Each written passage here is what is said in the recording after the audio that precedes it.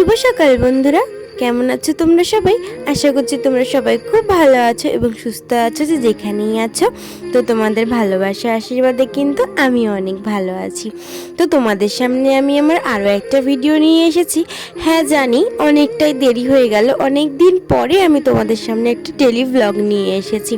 তো দেখো সকাল সকাল কিন্তু একদম কাজকর্ম শুরু করে দিয়েছি, আর ঘরটাও ঝাড় দিয়ে এখন দেখো বাইরে ঠাইরে সব কিছু ঝাড় দিয়ে নিলাম।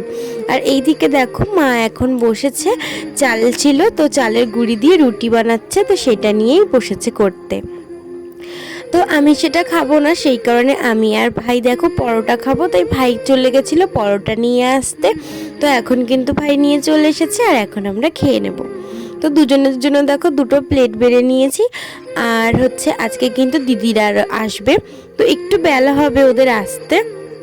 তো আমরা সকালবেলা সেরকমভাবে টিফিন কিছু করিনি, ইচ্ছে ছিল না আজকে করার, তাই জন্য বাইরের থেকেই আনিয়ে নিলাম পরোটা। আর এই যে দেখো তরকারি। তো আজকে দেখো তরকারিটা কিন্তু সব রকম শীতের সবজি দিয়ে করেছে, তো তরকারিটা কিন্তু খেতে বেশ ভালোই হয়েছিল। আর এই যে দেখো এখন কিন্তু বসে পড়েছি আমি খেতে। এই যে পরোটা নিয়ে নিয়েছি আর বাটি করে তরকারি আর একটা কাঁচা লঙ্কা নিয়ে নিয়েছি। তো চলো এখন খেয়ে নিই। বাইরে কিন্তু রোদ্দুরে বসেছিলাম, কিন্তু সেদিনকে কিন্তু রোদ্দুরটা অনেকটাই গায়ে লাগছিল। আর বলে দিই এই ভিডিওটা কিন্তু অনেক দিন আগেরই, আমি ছাড়তে একটু আমার দেরি হয়ে গেল আর কি।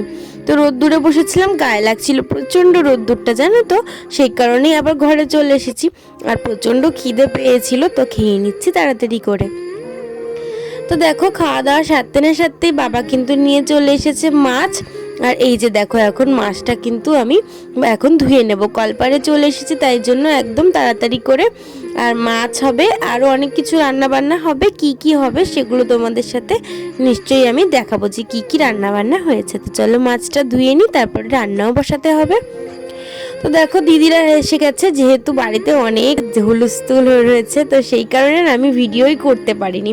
তো দেখো দুপুরে খেতে বসেছি, ভাত আছে, এটা পুঁই পিটুলির তরকারি, মাছের তেল আর শাক ভাজা, আর এখানে রয়েছে মাছের ঝোল। তো খাওয়া দাওয়া করে নিয়েছি, আর খাওয়া দাওয়ার পরে কিন্তু বেরিয়ে গেছিলাম আমরা। এই যে দেখো আমি আর ও যে সামনে দেখতে দেখো দিদিরাও যাচ্ছে। তো আমরা এখন খাওয়া দাওয়ার পরে দুপুরবেলার দিকে যাচ্ছি তোমার পার্লারে। তো দিদি একটু আইব্রো করবে, ফেসিয়াল করবে, সেই কারণে সামনে ওদের বিয়ে বাড়ি রয়েছে।